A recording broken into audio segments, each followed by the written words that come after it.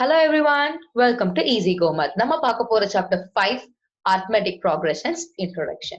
Okay, so first arithmetic progression என்னன்னு தெரிஞ்சுக்கலாம்.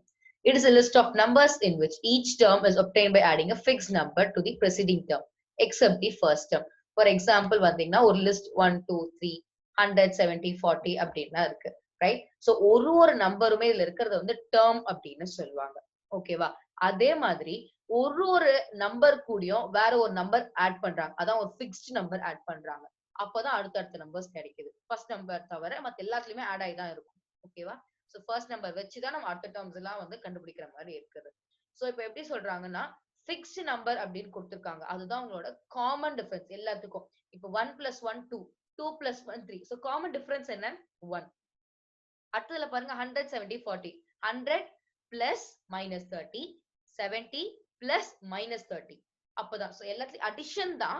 But அது வந்து உங்களுக்கு காமன் டிஃபரன்ஸ் பாசிட்டிவா இருக்கலாம், நெகட்டிவா இருக்கலாம், இல்ல ஜீரோவா இருக்கலாம் அப்படின்றது. ஓகே, சோ இப்ப ஜெனரல் ஃபார்ம் ஒரு ஏபிக்கு எப்படி இருக்கும்னு பாத்தீங்கன்னா a plus d, a plus 2d, a plus 3d இப்படிதான் போயிட்டு இருக்கும். ஓகே, aன்றது உங்களோட ஃபர்ஸ்ட் டேர்ம், dன்றது உங்களோட common difference.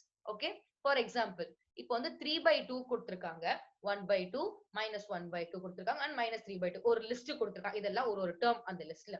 Okay, write the first term a. so first term a நமக்கே தெரியும். சோ அப்ப என்னது ஃபர்ஸ்ட் டேர்ம்? 3/2 எழுதிடலாம். அப்புறம் காமன் டிஃபரன்ஸ் கேட்டிருக்காங்க. காமன் டிஃபரன்ஸ் எப்படி கண்டுபிடிப்பீங்க? நான் ஆல்ரெடி சொல்லியிருக்கேன். உங்களுக்கு அதான் ஒரு நம்பர் ஆட் பண்ணிருப்பாங்க உங்களோட ஃபர்ஸ்ட் டேர்ம், அப்பதான் செகண்ட் டேர்ம். செகண்ட் டேர்ம் ஏதோ ஆட் பண்ணிருப்பாங்க, அதால தான் உங்களுக்கு தேர்ட் டேர்ம் கிடைச்சிருக்கு.